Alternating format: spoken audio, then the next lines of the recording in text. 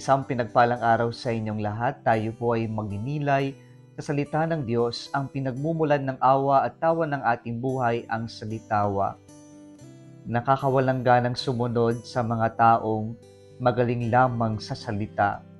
Nakakawalang ganang sumunod sa mga taong hindi naman marunong sumunod sa kanilang itinuturo o sinasabi. Nakakawalang ganang sumunod sa mga taong pabibo-pabida, hanggang yabang lamang pero wala namang pinapakita o ginagawa. Mga kapatid, maanghang na mga salita ang binitawan ni Jesus patungkol po sa pag-uugali ng mga guro ng batas at ng mga Pariseyo, sapagkat maganda ang kanilang sinasabi, ang kanilang itinuturo, pero hindi naman nila ito sinusunod o ginagawa. Kaya po ang ating ebanghelyo ngayon ay pagpapakita na si Jesus. Kanyang ipinapakita at itinatama ang pagkakamali ng mga guro ng mga batas at ng mga Pariseyo. At ano po yung mga pagkakamali nila? Una sa lahat, ang mga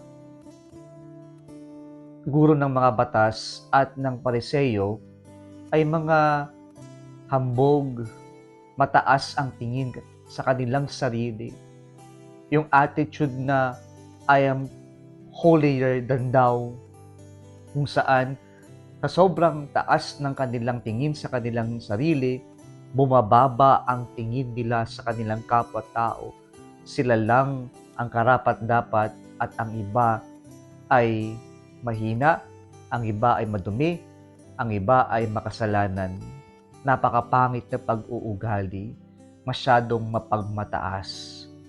Pangalawang pagkakamali na gustong ipunto ni Jesus ay yung kanilang pagbibigay diin sa panlabas, kung saan napaka-mitikuloso nila sa panlabas, sa detalye ng panlabas, pero hindi naman nila makita yung kahalagahan ng kalooban, kung saan nai-emphasize lamang, nabibigyan lamang ng diin kung ano yung maganda sa labas. And so, they can easily criticize other people kapag hindi madali o maganda ang panlabas. Marami sa atin ang ganyan din, magaling, metikuloso, na pumuna sa panlabas, pero hindi naman natin maasikaso o makita yung ating sariling kalooban o yung kalooban ng taong hinuhusgahan natin.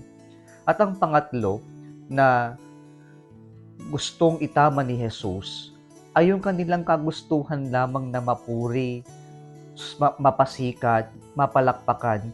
And so sabi ni Jesus sa kanila, they enjoyed the first place at feasts and reserved seats in the synagogues and being greeted in the marketplace and being called master by the people.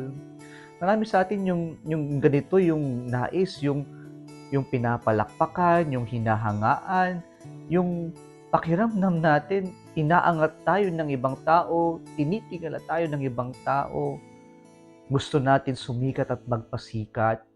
Pero ito lang ba yung nagbibigay ng kaligayahan sa atin, ng saya sa atin? Panandalian lamang ang naidudulot nito.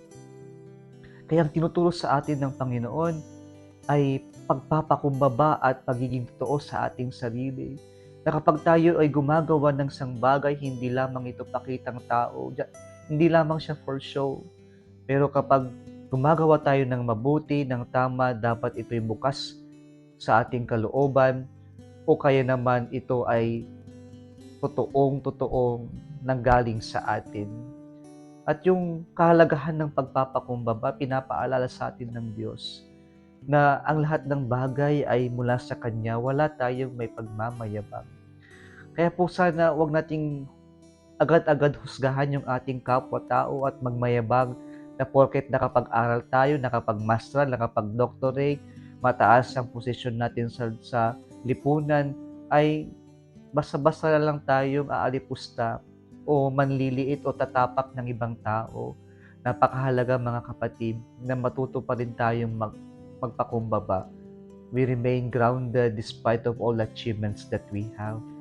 Sana po ito yung ating may sa buhay sa ngayon, ang maging totoo sa ating sarili at manatiling mapagkumbaba. Muli isang pinagpalang araw sa inyong lahat.